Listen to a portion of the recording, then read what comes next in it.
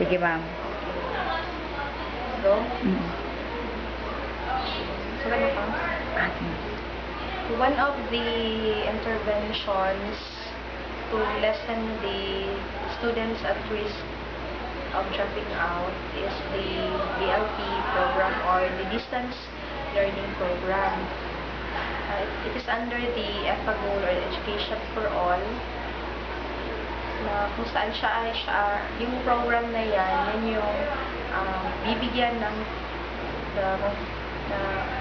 yung klase ng mga estudyante dyan is once a week. Mm-hmm. Tapos may DLP teacher na hired from the hired na paid by province. And then para maiwasan yung dropout sa school namin, yung mga bata o yung mga estudyante na hindi na nag-aaral, tapos during home visitation, yung reason nila is walang pera or nag-working student, yun yung mga qualification na pwede silang maka-avail ng distance learning program.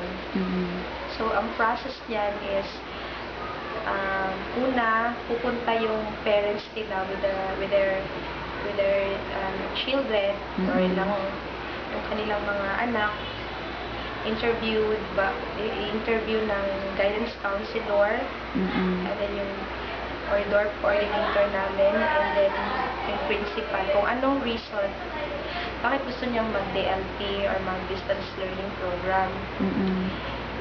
So, kung qualified yung estudyante for the reason na, for example, malayo ang bahay from the school, kaya hindi nakakapag-aral everyday dahil walang papasahe.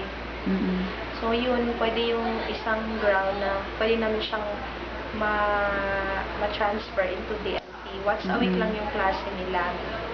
And then, bibigyan sila ng mga assignments, and after next week, ipapasa nila yung mga activities nila na binigay ng DLP teacher.